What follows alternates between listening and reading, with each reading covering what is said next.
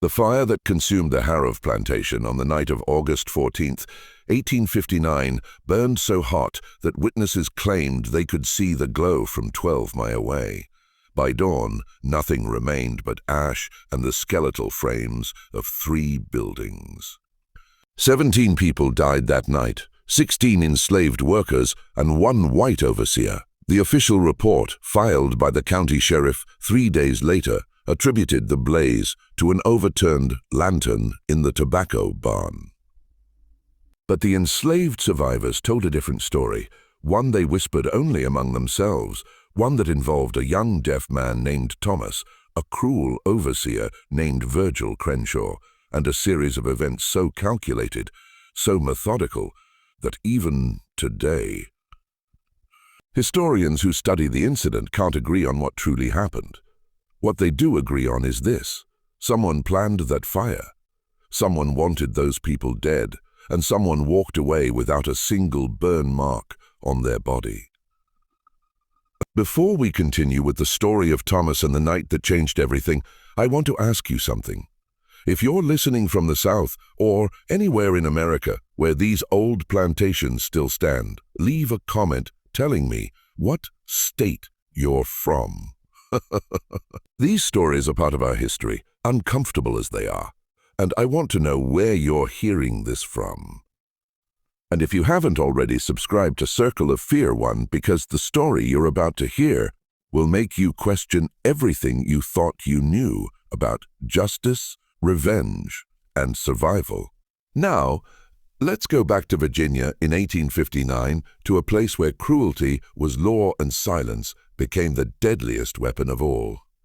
The Harrow Plantation sat in the Tidewater region of Virginia, about 40 miles south of Richmond, in a county where the James River split into dozens of smaller tributaries that fed the marshlands and tobacco fields.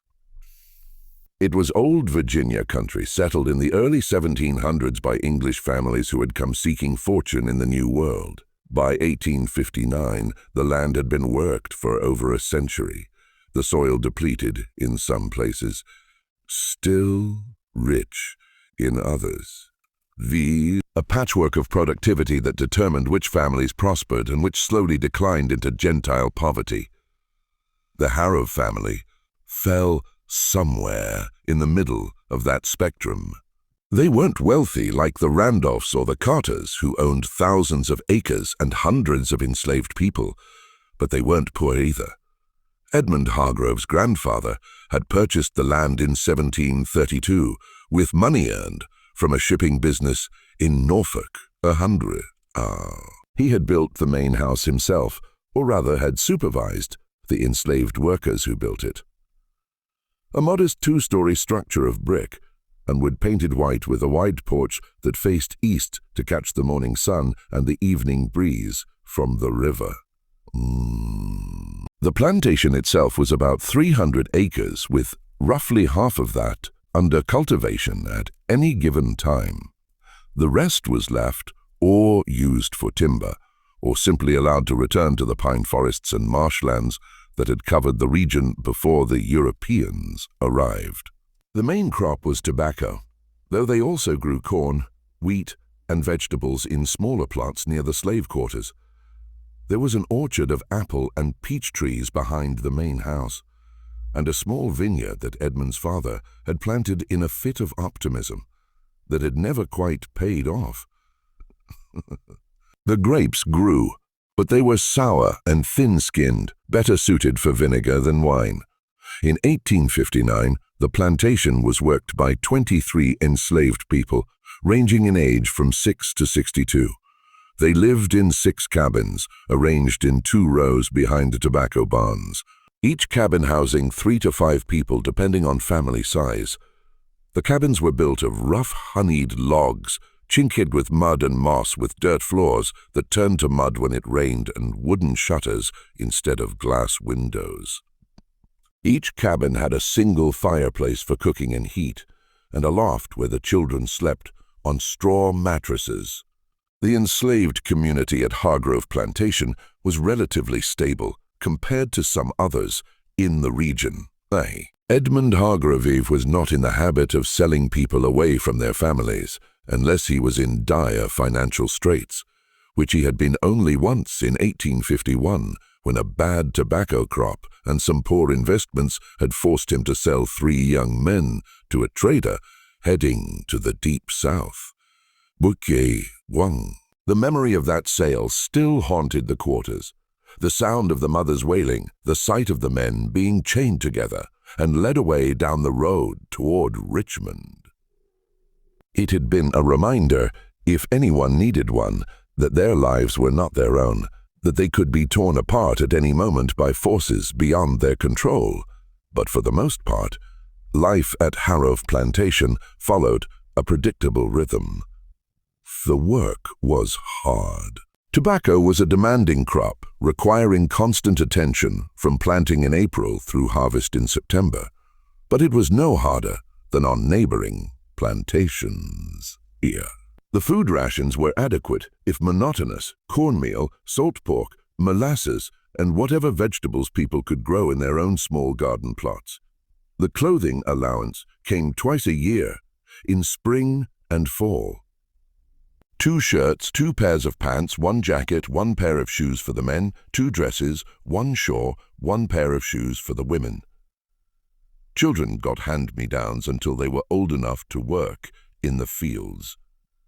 Edmund Hargrove himself was a widower in his late 50s, a man whose wife had died in childbirth 20 years earlier, along with the infant son, who would have been his only heir. He had never remarried, perhaps because he had loved his wife deeply, or perhaps because he had simply lost interest in the complications of domestic life. He spent most of his time in Richmond, where he had a townhouse on Grey Street and a seat on the board of directors of a small bank. He came to the plantation once a month, sometimes less, to review the accounts and inspect the crops.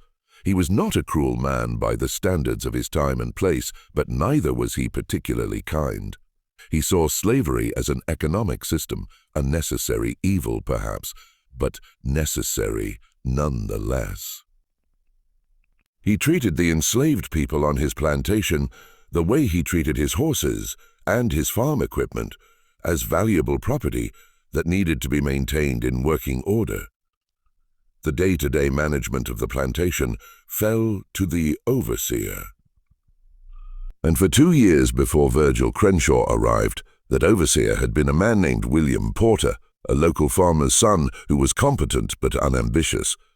Porter had kept things running smoothly enough, but the tobacco yields had been declining steadily, and Edmund Hargrove had grown frustrated. In the spring of 1857, he dismissed Porter and hired Crenshaw on the recommendation of a planter in the next county who wanted to be rid of him, but was too polite to say so directly. Virgil Crenshaw was 32 years old when he arrived at Harrowing Plantation, a tall, lean man with pale blue eyes and a face that seemed incapable of smiling. He had been born in North Carolina, the youngest son of a small farmer who had lost his land to debt when Crenshaw was 15.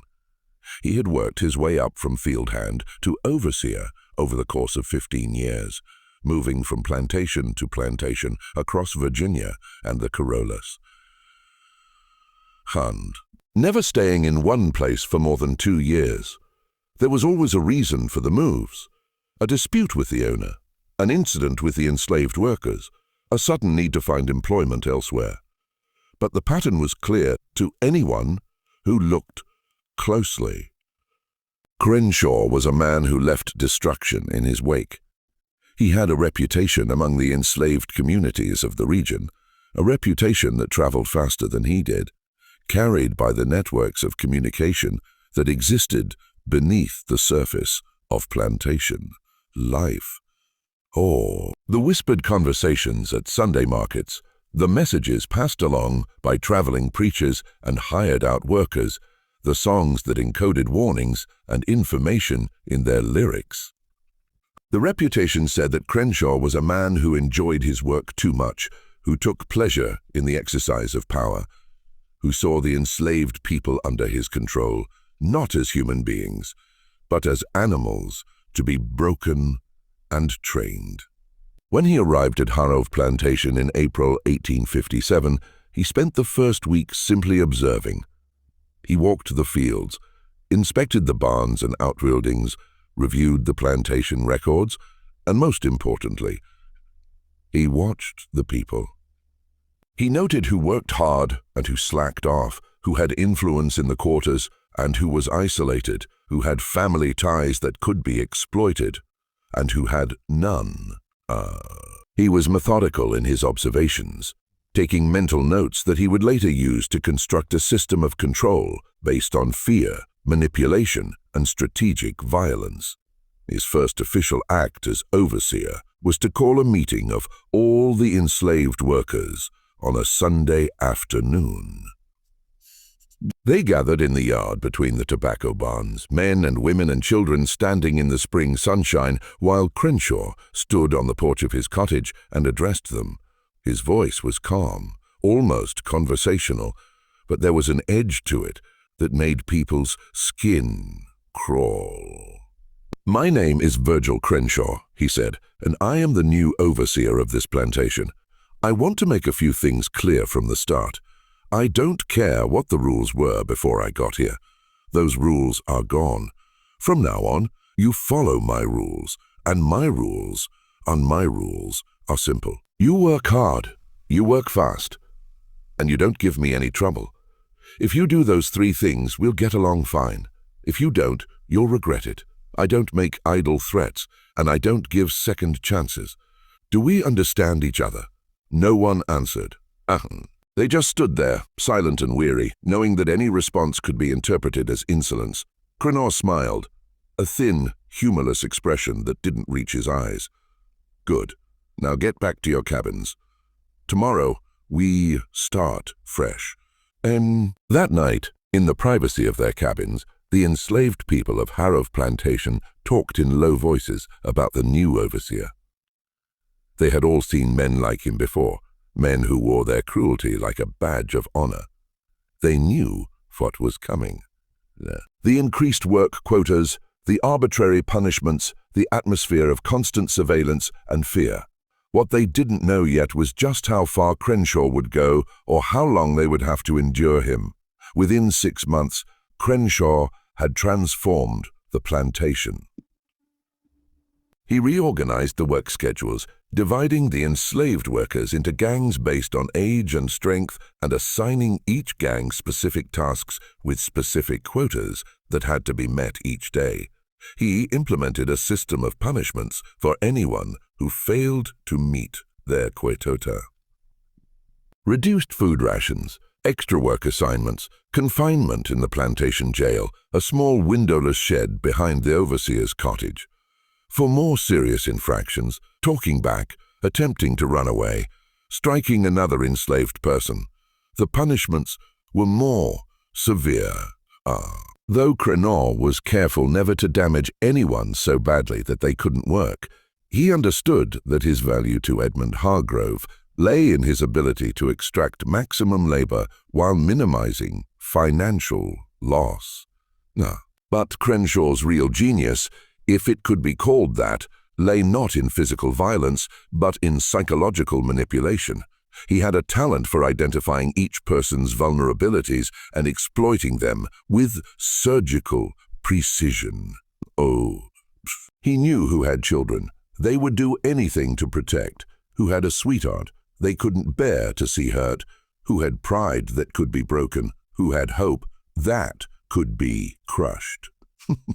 He used this knowledge to create a climate of fear and mistrust where people were afraid to help each other, afraid to show weakness, afraid to do anything that might draw his attention. One of his favorite tactics was to pit people against each other. He would tell one person that another had informed on them, whether it was true or not, and then watch as suspicion and resentment tore apart friendships and family bonds. Food. He would give small privileges to certain individuals, an extra ration of food, a lighter work assignment, permission to visit a spouse on a neighboring plantation, and then make sure everyone else knew about it, creating jealousy and division.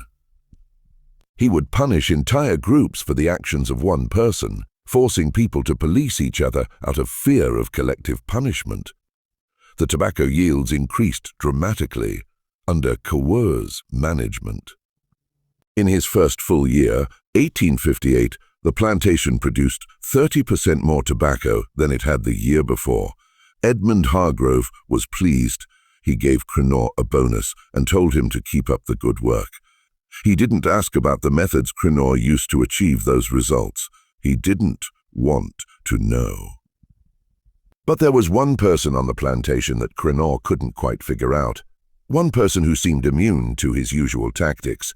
One person who watched him with eyes that showed neither fear nor defiance, just a patient, calculating awareness. That person was Thomas. Thomas had been born on the Harrow plantation in the spring of 1841, the son of a woman named Ruth, who worked in the main house as a cook. Her father was unknown. Ruth had never said, and no one had ever asked. In the world of slavery, paternity was often a dangerous subject, one that could lead to violence, separation, or worse. What mattered was that Thomas was Ruth's son, and she loved him with a fierce protective intensity that had only grown stronger over the years. Thomas had been deaf from birth, the result of a fever Ruth had suffered during the last months of her pregnancy. She had been working in the kitchen of the main house, standing over a hot stove in the middle of July, when she had collapsed. The plantation's doctor, a white man from Richmond who visited once a month, had diagnosed her with heat exhaustion and prescribed rest. But Ruth couldn't afford to rest. She had a job to do, and if she didn't do it, she would be replaced. So she had gone back to work the next day and the day after that, and the fever had persisted low and constant until Thomas was born 6 weeks later. He had been a small baby, quiet and still. And for the first few days, Ruth had been terrified that he was going to die. But he had survived, growing stronger each day until it became clear that he was healthy in every way except one. He couldn't hear. Ruth had noticed it first when he was about 3 months old. He didn't startle at loud noises. He didn't turn his head when she called his name. He didn't cry when the other babies in the quarters were crying. At first, she had hoped she was wrong, that he was just a calm baby. But by the time he was 6 months old, there was no denying it. Thomas was deaf. In some places, sometimes, a deaf child might have been seen as a burden, someone who couldn't contribute to the work of the plantation and therefore had no value. But Ruth was valuable. She was an excellent cook, and Edmund Harrow's father had relied on her to prepare meals for important guests, and so Thomas was allowed to live, to grow up in the quarters like any other child. Ruth made sure he learned to work, to be useful, so that no one could say he was worthless. As a young child, Thomas had developed his own system of communication. He couldn't hear words, but he could see faces, rides, understand gestures. He and Ruth created a language of signs between them. By the time he was 5, they could have entire conversations using nothing but their hands and faces. Other people in the quarters learned some of the signs too, enough to communicate basic information. And Thomas learned to read lips with remarkable accuracy, watching people's mouths move and understanding what they were saying, even though he couldn't hear the sounds. His deafness had shaped his life in unexpected ways. Because he couldn't hear orders being shouted across the fields, he had been assigned to work closer to the main buildings, in the tobacco barns, the curing sheds, the carpenter's shop, the blacksmith's forge. This meant he was often alone or working with just 1 or 2 other people, which gave him a degree of independence unusual for an enslaved person. It also meant he was often present during conversations that people assumed he couldn't understand. Oh, white people especially tended to talk freely around him, assuming that because he was deaf, he was also stupid, or at least incapable of comprehending what was being said. They were wrong. Thomas had learned over the years to be very still and very observant. He watched people's faces when they talked, read their lips, noted their body language, their tone. Even though he couldn't hear the tone, he could see it in the tension of their shoulders, the set of their jaws, the way their hands moved. He learned things that other enslaved people never learned, secrets that were spoken aloud in his presence because people forgot he was there or assumed he couldn't understand. By the time he was 18, in the summer of 1859, Thomas was a young man of medium height with his mother's high cheekbones and dark eyes, and a build that was lean but strong from years of physical labor. He had his mother's intelligence too, and a quality that was harder to define, a kind of patient watchfulness, a ability to wait and observe and think before acting. He rarely smiled, but when he did, it transformed his face entirely, making him look younger and more vulnerable than he usually appeared. Virgil Crenshaw had tried in his first months at the plantation to break Thomas the way he broke everyone else. He had assigned him impossible tasks, moving a pile of bricks from one side of the yard to the other, then back again, for no reason except to demonstrate his power. He had withheld Thomas's food rations, claiming the young man had been stealing from the kitchen house, even though everyone knew it wasn't true. He had threatened to sell Ruth to a plantation in Georgia, knowing that the threat of separation was one of the most powerful weapons an overseer could wield. But Thomas had simply endured. He had moved the bricks, all of them, twice, without complaint. Without complaint. He had gone without food for 3 days without showing any sign of weakness. And when Crenshaw had threatened to sell his mother, Thomas had looked him directly in the eye with an expression that was neither defiant nor submissive, just watchful, patient, waiting. It had unnerved Crenshaw in a way he didn't fully understand. There was something about the young man's silence, about the way he seemed to observe everything without reacting, that made the overseer feel exposed, as if Thomas could see through all his tactics and strategies to the insecure, violent man beneath.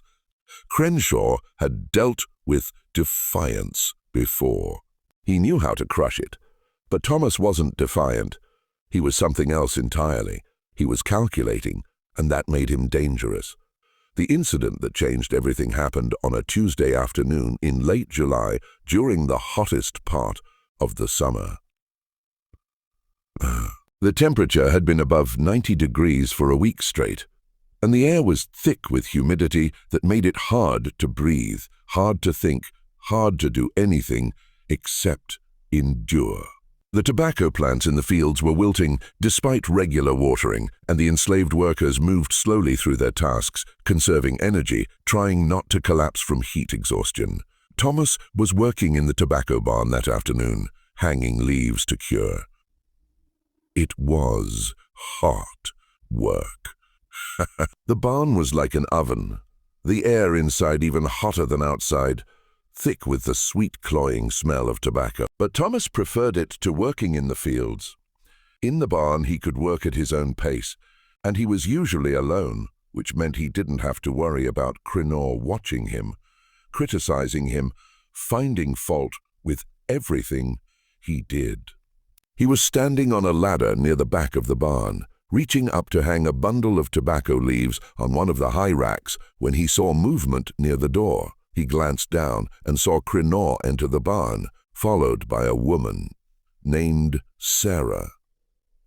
Zara was 19 years old, the daughter of the plantation's blacksmith, a man named Jacob, who was one of the most respected members of the enslaved community. Sarah had inherited her father's strength and his quiet dignity. She was 7 months pregnant, her belly swollen beneath the loose dress she wore, and she moved with the careful, deliberate gait of a woman carrying a heavy burden. Her husband, Daniel, worked in the fields and wouldn't return until sunset. Thomas watched as Crenshaw closed the barn door behind them. There was something about the way the overseer moved, something about the expression on his face that made Thomas's stomach tighten with apprehension. He stayed very still on the ladder, partially hidden by the hanging tobacco leaves, and watched Crenshaw said something to Sarah. Thomas couldn't see his lips clearly from this angle, but he could see Sarah's face, and what he saw there made his blood run cold. She looked frightened. She took a step backward toward the door, but Crenshaw moved to block her path. True, Crenshaw said something else, and this time Thomas could see his lips well enough to understand some of the words. Been watching you time you showed some gratitude. Light work because of your condition. Sarah shook her head, her hands instinctively moving to protect her belly. She said something.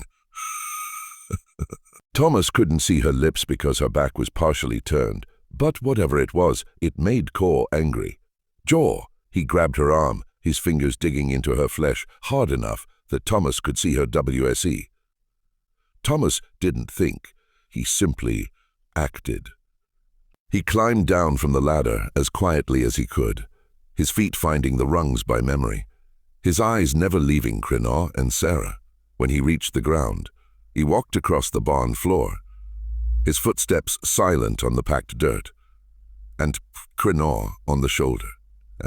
Crenshaw spun around, startled, his hand still gripping Sarah's arm. For a moment, the three of them stood there in the dusty light of the barn. The overseer, the pregnant woman, and the deaf young man who had just interrupted something that could have ended very badly for Sarah. Thomas pointed to the ladder, then to the tobacco leaves hanging from the racks, then to Crenshaw. His meaning was clear. He needed help with the work. It was a lie, of course. Thomas didn't need help, but it gave Sarah the opportunity to slip away, which she did, pulling her arm free from Crenshaw's grip and walking quickly toward the door. She didn't look back. Crenshaw stared at Thomas for a long moment, his pale blue eyes cold with fury. Then he smiled, a thin, humorless expression that didn't reach his eyes. He leaned in close, so close that Thomas could smell the tobacco on his breath and see the fine lines around his eyes, the stubble on his jaw. He said something, speaking slowly and clearly, so that Thomas could read his lips. Thomas could read his lips. You just made a mistake, boy, a big one, and I'm going to make sure you regret it for the rest of your short life. Thomas didn't respond. He just stood there, his face expressionless, his eyes meeting without flinching. After a moment, Crenshaw turned and walked out of the barn, leaving Thomas alone in the heat and the silence. That night, Sarah came to Ruth's cabin. She was crying, tears streaming down her face, her hands shaking as she signed to Thomas, thanking him for what he had done. Ruth held her while she cried, and Thomas sat on the floor near the fireplace, watching the flames and thinking about what was going to happen next. He knew Crenshaw wouldn't let this go. Men like Crenshaw never did. They couldn't afford to let anyone challenge their authority, even in the smallest way, because their power depended on fear, and fear depended on the certainty that resistance would always be punished. Thomas was right. Over the next 3 weeks, Crenshaw made good on his promise. The persecution began the very next day. Thomas was assigned to clean out the well, a job that was both dangerous and disgusting. The well was about 30 feet deep, lined with stones that were slippery with moss and algae. At the bottom, there was about 3 feet of water, and beneath that, a layer of mud and debris that had accumulated over the years, dead leaves, animal carcasses, broken tools, things that had fallen in and never been retrieved. The water had started to taste bad, and Edmund Hargrove had ordered it cleaned before his next visit. Thomas was lowered into the well in a wooden bucket with a rope tied around his waist in case he fell. The air at the bottom was cold and damp and smelled of rot. He worked for hours scooping mud and debris into buckets that were hauled up to the surface, his hands numb from the cold water, his back aching from bending over in the confined space. When he finally emerged at sunset, he was covered in filth and shivering despite the summer heat. The next day, Crenshaw assigned him to repair the roof of the tobacco barn. It was dangerous work, made more dangerous by the heat. The tin roof was hot enough to burn skin, and the pitch was steep enough that one wrong step could send a person tumbling to the ground 20 feet below. Thomas worked carefully, replacing broken shingles, sealing gaps with tar, trying not to think about how easy it would be to fall, how convenient it would be for Crenshaw if he did. The day after that, he was assigned to haul 100 db sacks of grain from the storage shed to the mill, a distance of about half a mile. He made the trip 20 times, carrying the sacks on his back, his shoulders screaming with pain, his legs trembling with exhaustion. Phew. By the end of the day, he could barely walk. And through it all, Crenshaw watched him with those cold blue eyes, waiting for him to break, to complain, to give him an excuse to escalate the punishment. But Thomas never did. He completed every task, no matter how difficult, no matter how dangerous, without a word of protest. He endured. But Crenshaw wasn't satisfied with just working Thomas to exhaustion. He wanted to break him psychologically as well. He started cutting Thomas's food rations, claiming the young man had been stealing from the kitchen house. It wasn't true. Ruth would never have allowed her son to steal, and everyone in the quarters knew it. But Crenshaw didn't care about the truth. He cared about power, about demonstrating that he could take away even the most basic necessities of life on a whim. Thomas's rations were cut in half. Instead of a pound of cornmeal and a quarter pound of salt pork each day, he received half a pound of cornmeal and no meat at all. Ruth tried to share her own food with him, but Thomas refused. He knew that if Crenshaw found out, Ruth would be punished too, and he couldn't bear the thought of his mother suffering because of him. He grew thinner, his face becoming gaunt, his eyes sinking deeper into their sockets. But he kept working, kept enduring, kept watching Crenshaw with that patient, calculating gaze that made the overseer increasingly uneasy. The other enslaved people watched this persecution with a mixture of sympathy and fear. They knew what Thomas had done. Word had spread quickly through the quarters about how he had saved Sarah from Crenshaw's advances. They admired his courage, but they also feared for him. They knew that Crenshaw was the kind of man who would never stop, who would keep pushing and pushing until Thomas either broke or died. And they knew that interfering would only make things worse for Thomas and for themselves. Sarah, in particular, was consumed with guilt. She knew that Thomas was suffering because of her, because he had protected her. She wanted to do something to help him, but she didn't know what. Her husband Daniel was furious when he learned what had happened, but he was also terrified. He knew that if he confronted Crenshaw, he would be killed. And then what would happen to Sarah and their unborn child? Jacob, Sarah's father, was more pragmatic. He was a man in his 50s, a skilled blacksmith who had been on the plantation since he was a teenager. He had seen overseers come and go, had seen good men and bad men, and he had learned that the key to survival was to keep your head down, do your work, and wait for things to change. Overseers never lasted forever. Sooner or later, they moved on, or they were fired, or they died. The key was to survive long enough to see them go. But even Jacob was worried about Thomas. The young man was strong, but everyone had a breaking point, and Crenshaw seemed determined to find Thomas. 3 weeks after the incident in the tobacco barn, Crenshaw escalated his campaign. He announced that Thomas would be whipped for insubordination. The charge was absurd. Thomas had never said a word to Crenshaw, had never done anything but complete every task assigned to him. But Crinor didn't need a real reason. He just needed an excuse. The whipping was scheduled for Saturday afternoon in the yard between the tobacco barns where everyone could see. It was meant to be a lesson, a demonstration of what happened to people who challenged Crinor's authority. Even in the smallest way, Ruth was beside herself with fear and rage. She went to the main house and begged Edmund Harrow, who was visiting for the weekend, to intervene, but Harrow refused. He told her that Crenshaw was the overseer and that discipline was Seashaw's responsibility. He didn't want to undermine his overseer's authority by interfering. Ruth left the main house in tears, knowing that there was nothing she could do to stop what was about to happen. But on Saturday morning, something unexpected occurred. Crenshaw woke up with a fever.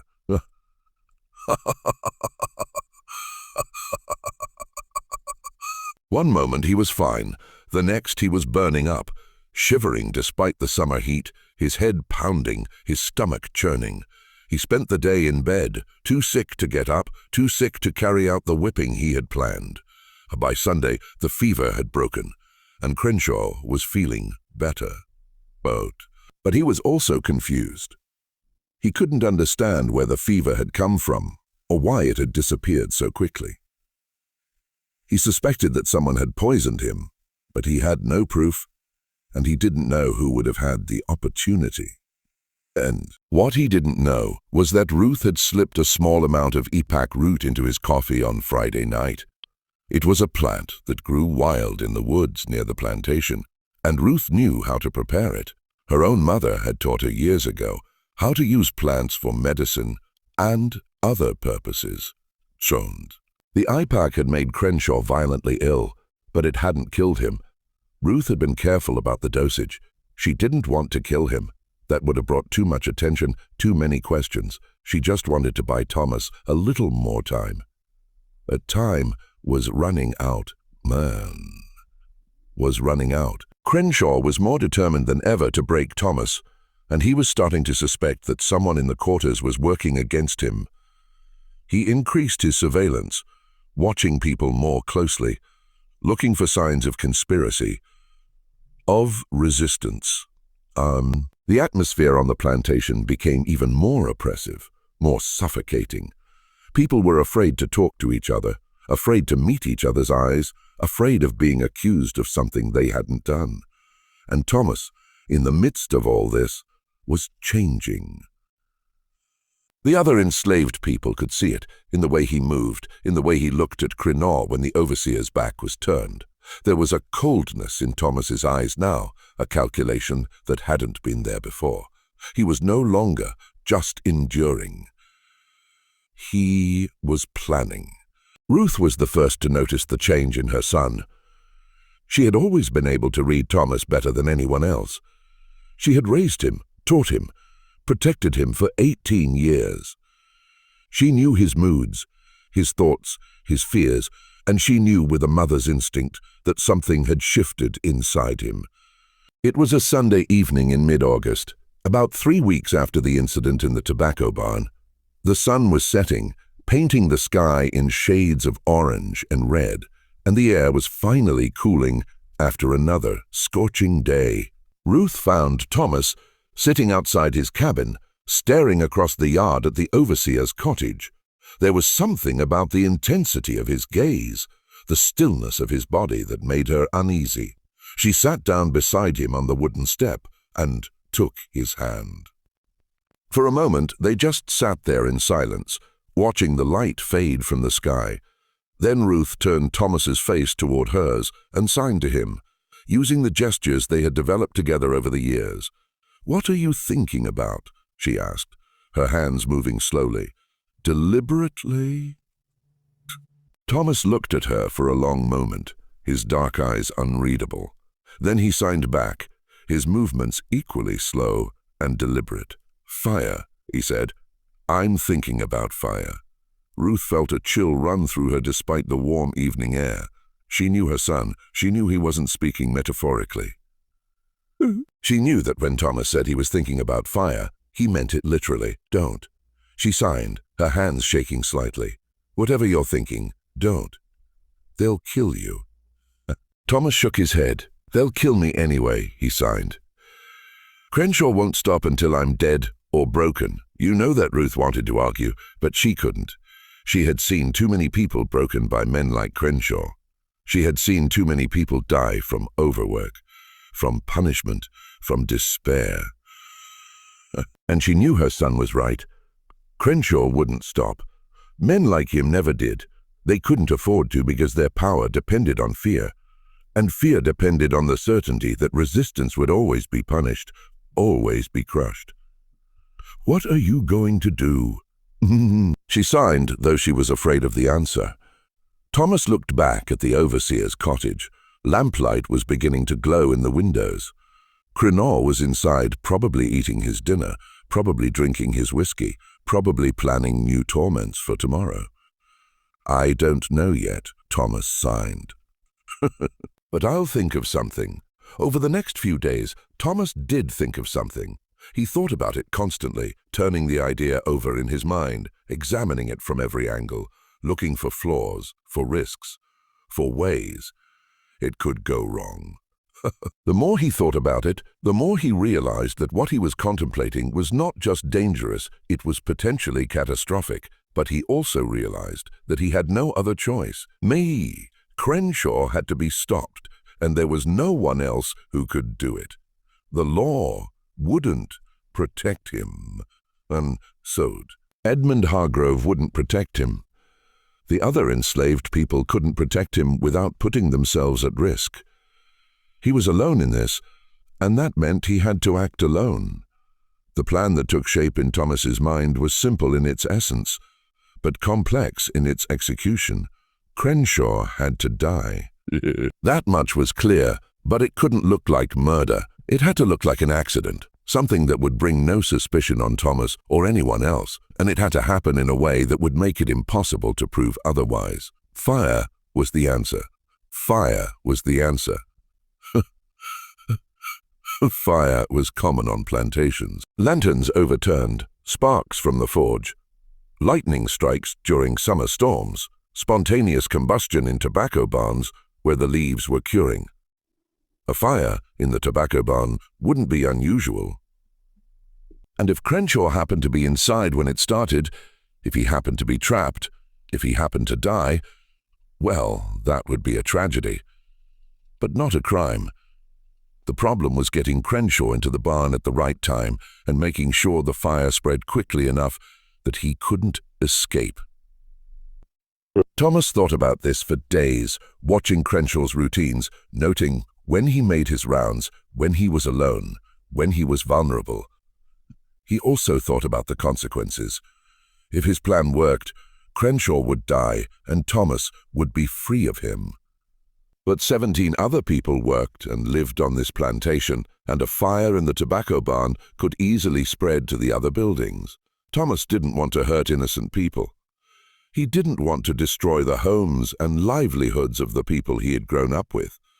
But he also didn't see any other way. The saint didn't see any other way. Crenshaw had to be stopped, and this was the only method that had any chance of success. He decided that he would set the fire late at night, when most people were asleep, and he would make sure it started in a way that would give people time to escape if it spread beyond the barn. It wasn't a perfect plan. There were too many variables, too many things that could go wrong, but it was the best he could come up with. What Thomas didn't know was that he wasn't the only person on the plantation thinking about fire. There was a man named Marcus, about 30 years old, who worked in the fields. Marcus had been on the plantation for 5 years, having been sold there from a plantation in North Carolina after his previous owner died. Free. He was a quiet man, reserved, someone who kept to himself and didn't make friends easily. But he was also someone who paid attention, who noticed things, who understood the dynamics of power and resistance. Marcus had been watching Thomas's persecution with interest. He had seen how the young deaf man had endured everything Crenoir threw at him, how he had never broken, never complained, never given the overseer the satisfaction of seeing him suffer. Marcus admired that. He also recognized something in Thomas that he recognized in himself, a willingness to do what needed to be done regardless of the cost. Marcus had his own reasons for hating Seashore. The overseer had taken a particular dislike to him for reasons Marcus didn't fully understand. Maybe it was because Marcus was strong and capable and didn't show fear. Maybe it was because Marcus had once worked on a plantation where the overseer had been killed by the enslaved workers, and Crenshaw suspected that Marcus had been involved. Whatever the reason, Crenshaw had made Marcus' life miserable, assigning him the hardest work, cutting his rations, threatening to have him sold away from the woman he loved, a woman named Esther, who worked in the main house. Marcus had been thinking about killing Cure for months. He had considered various methods: poison, a knife in the dark, an accident in the fields, but all of these methods had one fatal flaw. They would be obviously murder, and Marcus would be the obvious suspect. He would be caught, tried, and executed, and Esther would be left alone. But then Marcus had noticed Thomas staring at the tobacco barn, and he had seen the look in the young man's eyes, and he had understood. Thomas was planning something, and whatever it was, it involved fire. Marcus decided to wait and watch. If Thomas's plan worked, Crenshaw would die and Marcus wouldn't have to risk his own life. If it didn't work, well, Marcus would have to come up with his own plan.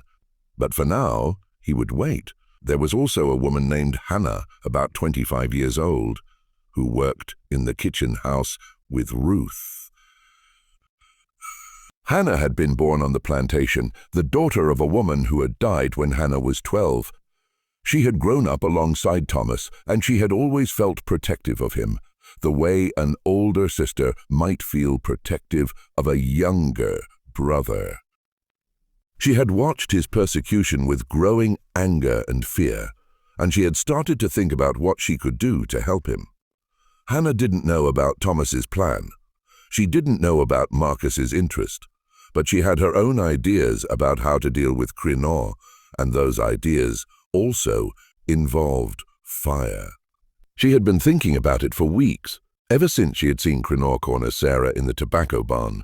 Hannah had been walking past the barn that day on her way to the main house with a basket of vegetables, and she had heard Sarah's voice, frightened and pleading. Frightened and pleading. She had wanted to intervene, but she had been too afraid, and then Thomas had appeared, and Sarah had escaped, and Hannah had felt both relief and shame. Relief that Sarah was safe, shamed that she hadn't been brave enough to help. Since then, Hannah had been thinking about fire, though she knew that the tobacco barn was full of dry, flammable material. She knew that a fire there would spread quickly, would be almost impossible to stop. She knew that if Crenshaw was inside when it started, he would die. And she knew that no one would suspect her because she was just a kitchen worker, someone who had no reason to be near the tobacco barn, no opportunity to set a fire. But Hannah didn't know how to start a fire without being seen. She didn't know how to make it looked like an accident. She was still working on the details when Thomas put his own plan into motion.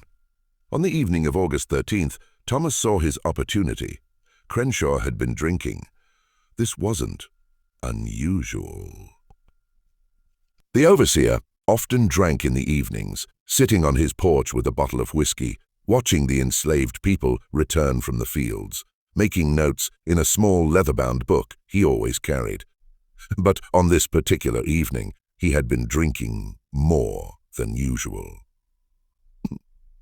Thomas, working late in the carpenter's shop, had watched him stumble slightly as he walked back into his cottage around 9:00. Thomas waited until the plantation was quiet, until the last lamps had been extinguished in the slave cabins and the main house. Edmund Hargrove was in Richmond, as he usually was during the week, which meant there was no one in the main house except for the two elderly women who kept it clean and prepared meals for Hargrove when he visited. They would be asleep by now in their cabin behind the kitchen house. The moon was nearly full, casting a pale light over the yard and the buildings. Thomas could see clearly as he walked across the yard to the tobacco barn, his footsteps silent on the packed earth. He had done this walk 1,000 times, knew every rut and stone, every shadow and sound, every shadow. But tonight felt different. Tonight he was crossing a line that couldn't be uncrossed. He reached the barn and pulled open the door. The hinges creaked slightly, a sound that seemed impossibly loud in the quiet night. Thomas froze, listening, but there was no response. No sign that anyone had heard. He slipped inside and closed the door behind him. The barn was dark, but Thomas's eyes adjusted quickly. Moonlight filtered through the gaps in the wooden walls, creating stripes of silver light across the floor. The smell of tobacco was overwhelming, sweet and cloying, mixed with the smell of dust and old wood.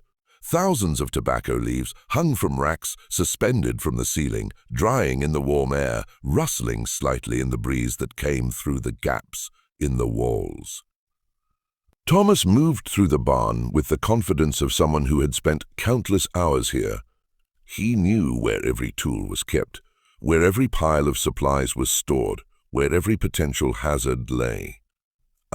He made his way to the back of the barn to the storage area where Crinor kept tools, rope, and other supplies.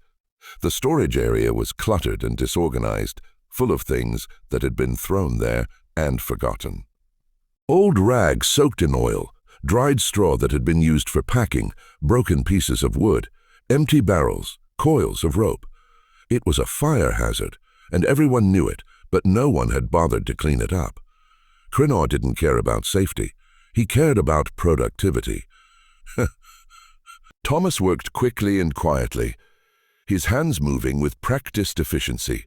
He gathered the oil-soaked rags and piled them against the back wall beneath one of the main support beams of the barn. He scattered straw around them, creating a bed of kindling.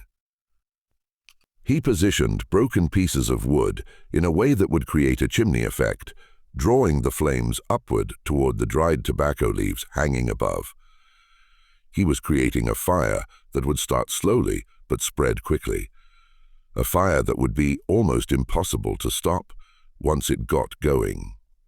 Then he took a lantern from the hook near the door, lit it with a match from the box Crenshaw kept in the storage area, and placed it carefully on the floor near the pile of rags. He adjusted the wick so it burned high and hot, then tipped the lantern slightly so that oil began to leak from the base, creating a small pool on the wooden floor. It would take time for the fire to start.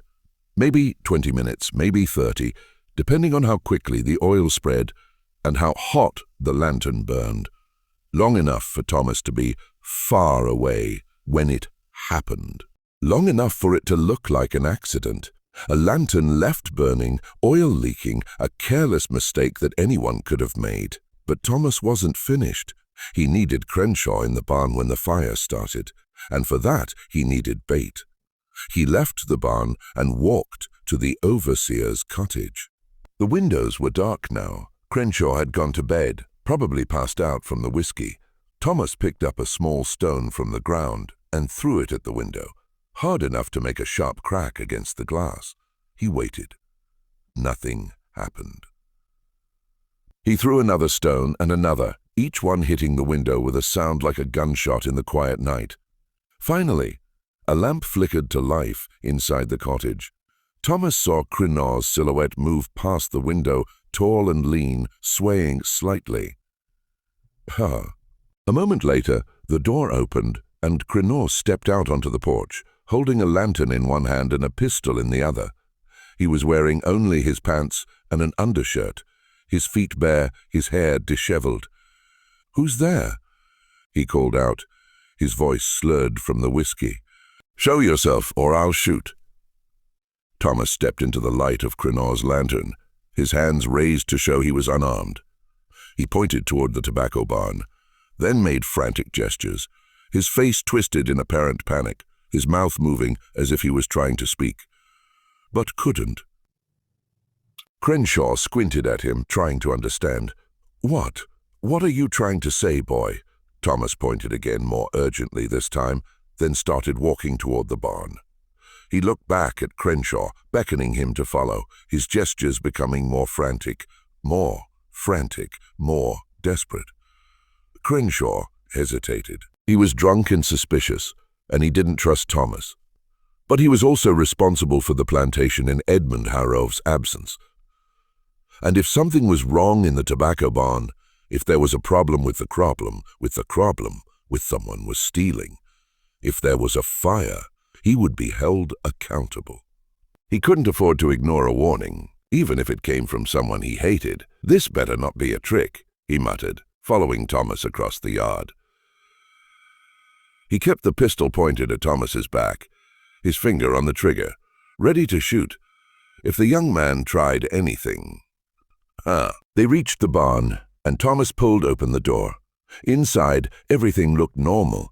The tobacco leaves hung in neat rows, swaying slightly in the breeze from the open door.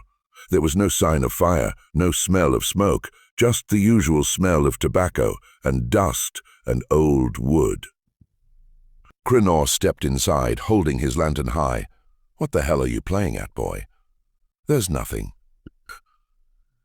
Thomas pointed toward the back of the barn, toward the storage area. His face was still twisted in panic, his gestures still frantic. Crenor walked in that direction, his boots echoing on the wooden floor, his lantern casting wild shadows on the walls. Thomas didn't follow him. Instead, he stepped back out of the barn and closed the door. There was a heavy wooden beam that could be dropped across the door to secure it from the outside, normally used to keep animals out during the winter.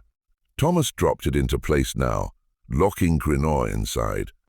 He heard Crenor shout, heard him run back toward the door, and start pounding on it. But Thomas was already walking away, back toward his cabin, his face expressionless in the moonlight. Behind him in the storage area at the back of the barn, the leaking lantern had finally ignited the pool of oil on the floor. The flames spread quickly, catching the oil-soaked rags, the dried straw, the broken pieces of wood. Within minutes, the fire was climbing the back wall, reaching toward the dried tobacco leaves, hanging above. The leaves caught fire like paper, sending embers floating up toward the roof, and the fire spread horizontally as well, racing along the racks, consuming everything in its path. Crenor smelled the smoke before he saw the flames. He stopped pounding on the door and spun around, his lantern casting wild shadows on the walls. At the far end of the barn, an orange glow was spreading, growing brighter by the second, accompanied by a sound like wind rushing through trees, the sound of fire consuming dry wood and tobacco. He ran toward the back of the barn, thinking he could put out the fire before it spread. But by the time he reached the storage area, the flames were already too high, too hard. He tried to stamp them out with his boots, but the fire had caught the tobacco leaves now, and they were burning like paper, sending embers floating up toward the roof.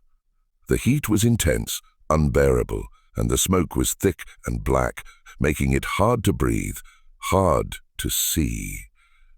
Crenshaw ran back to the door and threw his weight against it, but the beam held firm.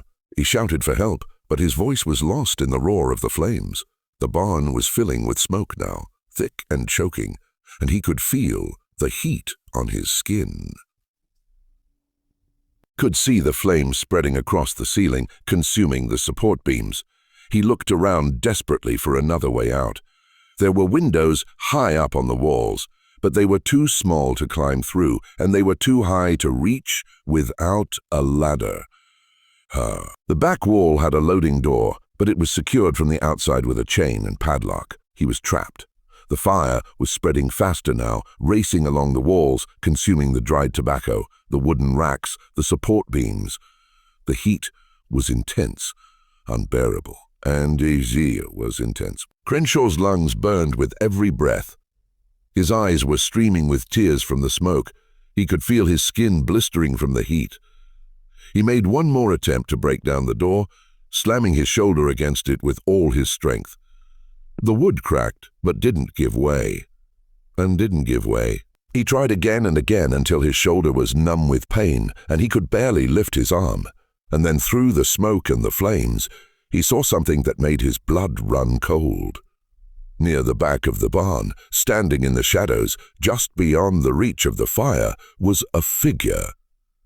A young man with dark eyes and a face that showed no emotion at all. Thomas. But that was impossible. Thomas was outside. Thomas had locked him in. Thomas couldn't be inside the barn.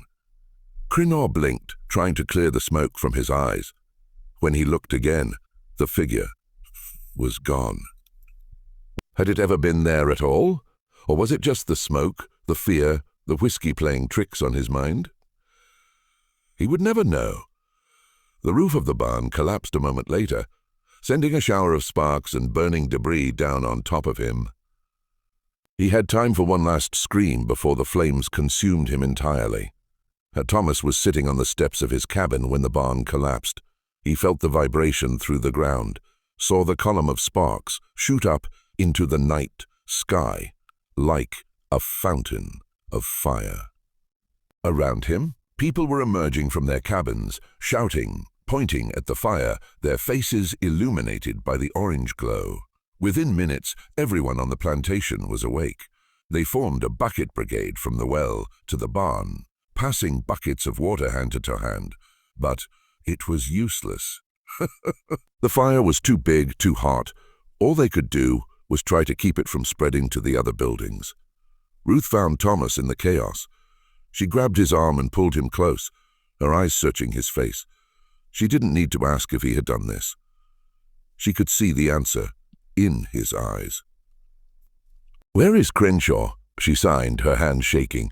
Thomas pointed at the burning barn. Ruth's face went pale. "Is he?" Thomas nodded. For a moment, Ruth just stared at him, her mind racing. Then she made a decision. She pulled Thomas toward the main house where one of the elderly women who kept the house was standing on the porch, watching the fire with wide, frightened eyes. "We need to send someone to Richmond," Ruth said to the woman, "to tell Mr. Hargrove what happened." "Thomas will go." The woman nodded, too shocked to question the decision. Ruth turned to Thomas and signed quickly, urgently. "Go to Richmond now. Tell Mr. Hargrove there was a fire. Tell him you don't know where Mr. Crenshaw is. Stay in Richmond until tomorrow. Do you understand?" Thomas nodded. He understood. Ruth was giving him an alibi, a reason to be away from the plantation when the fire started. If anyone asked, he had been sent to Richmond to fetch Edmund Hargrove. He couldn't have started the fire because he wasn't there. Thomas left immediately, walking down the road toward Richmond in the darkness, the glow of the fire fading behind him. He walked for 3 hours until he reached the outskirts of the city, and then he found a place to rest, a small grove of trees near the road, and waited for dawn.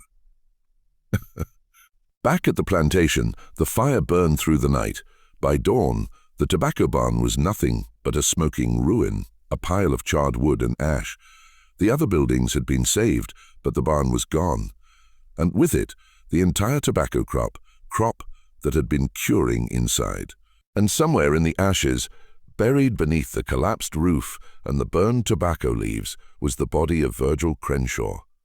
Edmund Hargrove arrived at the plantation around noon on August 14th, having been summoned by Thomas, who had found him at his townhouse in Richmond early that morning. Hargrove was shocked and dismayed by what he found: the tobacco barn reduced to ashes, the crop destroyed, and his overseer dead. The county sheriff arrived 3 days later to investigate. He was a man named William Foster, in his 50s, with a weathered face and a practical manner. He had been sheriff for 20 years, and he had investigated dozens of fires on plantations across the county. Most of them were accidents: overturned lanterns, sparks from forges, lightning strikes. A few were deliberate, set by enslaved people as acts of resistance or revenge, but those were usually easy to identify because the perpetrators were rarely subtle about it. Foster interviewed Edmund Hargrove first, asking about the plantation's operations, about Crenshaw's habits, about any recent problems or conflicts. Hargrove told him that Crenshaw had been a good overseer, that the tobacco yields had increased significantly under his management, that there had been no major problems that he was aware of. Foster then interviewed Ruth, who told him that Thomas had seen Crenshaw go into the barn with a lantern on the night of the fire. She said that Thomas had been working late in the carpenter shop, and he had seen Crenshaw stumbling slightly, as if he had been drinking. A few minutes later, Thomas had seen smoke coming from the barn. He had run to get help, but by the time he got back, the fire was too big to stop. And then Ruth had sent him to Richmond to fetch Mr. Harrowing. Foster interviewed several other enslaved people, and they all told the same story. Third, Crenshaw had been drinking. He had gone into the barn to check on the tobacco. Somehow, the fire had started. It was a tragic accident, but not an uncommon one. Foster examined the ruins of the barn, sifting through the ashes, looking for clues. He found the remains of a lantern near where the fire had started, which supported the theory that Crenshaw had been carrying a lantern and had somehow dropped it or knocked it over.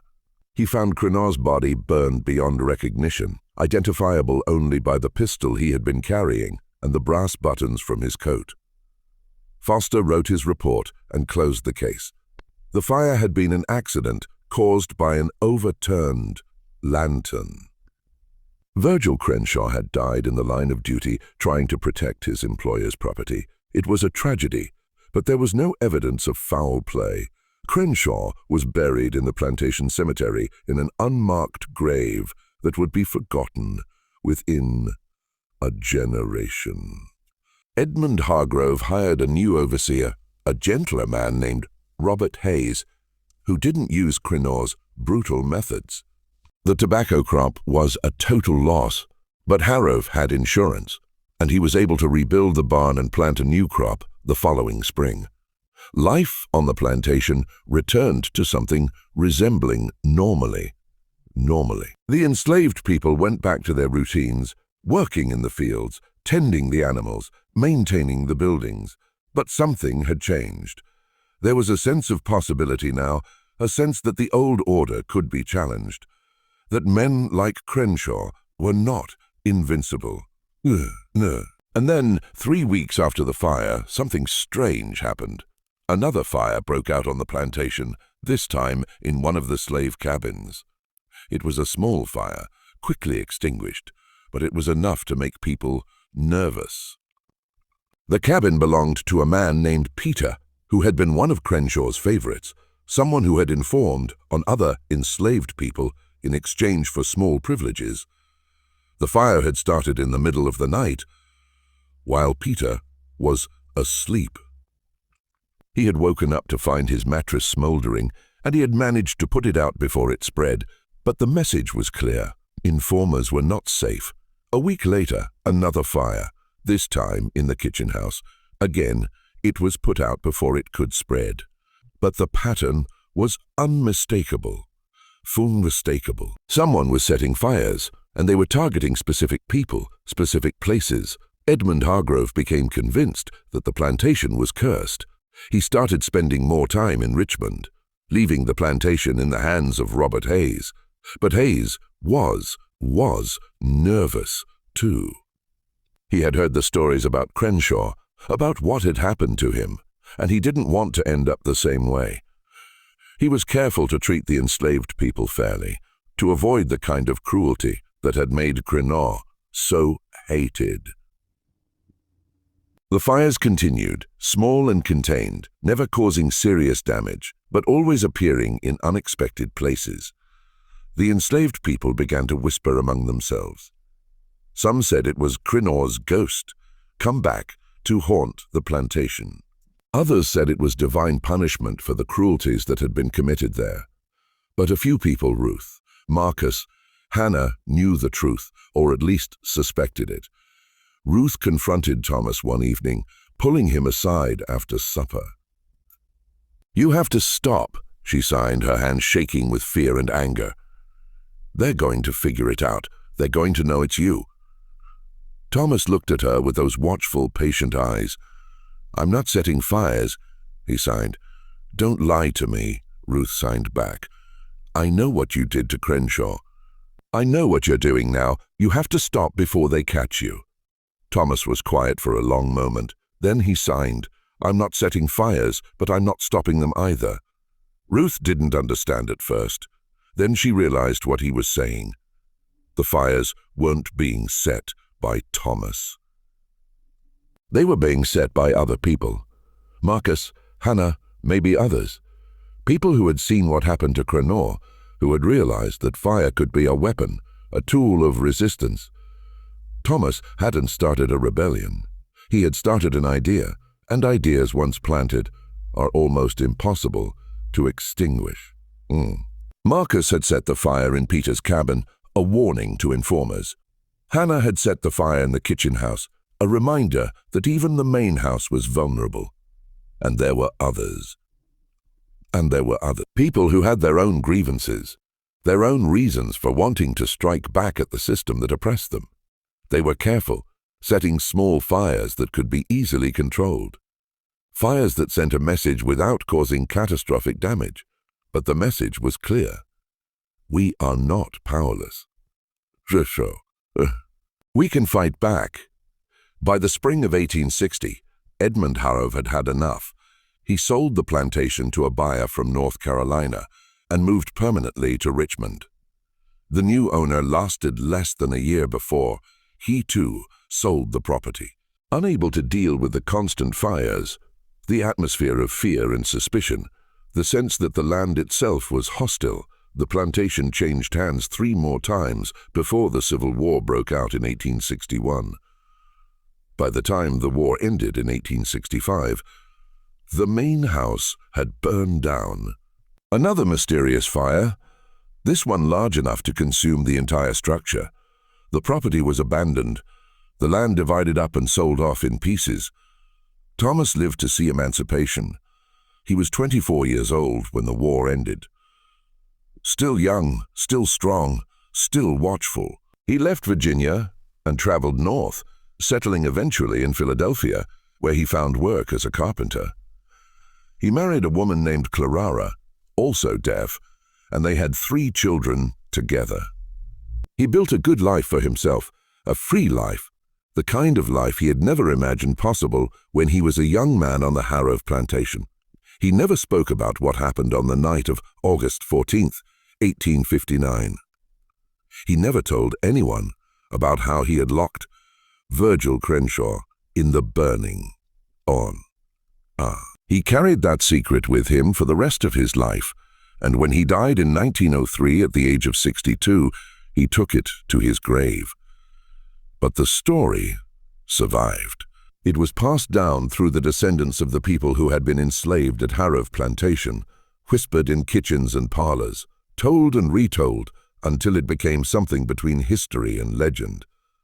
Some versions said Thomas had magical powers, that he could start fires with his mind. Others said he had made a deal with the devil. But the oldest versions, the ones closest to the truth, said simply that Thomas was a young man who had been pushed too far, who had seen too much cruelty, and who had decided that if the law wouldn't give him justice, he would take it himself. He would take it himself. The land where the Harrow plantation once stood is still there in the Tidewater region of Virginia, about 40 miles south of Richmond. The main house is gone. The tobacco barns are gone. The slave cabins are gone. All that remains is a stone foundation half buried in weeds and a small cemetery where Virgil Crenshaw's unmarked grave has long since been forgotten. But on certain nights when the wind is right, people who live nearby say they can still smell smoke. And sometimes if you stand very still and listen very carefully, you can hear the sound of someone pounding on a door, desperate to get out, their voice lost in the roar of flames. This mystery shows us that history is never as simple as it seems, the textbooks. The line between victim and perpetrator, between justice and revenge, is often blurred beyond recognition. Thomas was a young man who had been denied every form of justice, every form of protection, every form of humanity, and so he took matters into his own hands, in the only way he knew how. Was he justified in what he did, or did he become the very thing he was fighting against? These are questions that don't have easy answers, questions that each of us must answer for ourselves. What do you think of this story? Do you believe Thomas was justified in what he did, or did his actions cross a line that should never be crossed? Leave your comment below. If you enjoyed this tale and want more stories like this, subscribe to Circle of Fear, hit the notification bell, and share with someone who loves dark historical mysteries.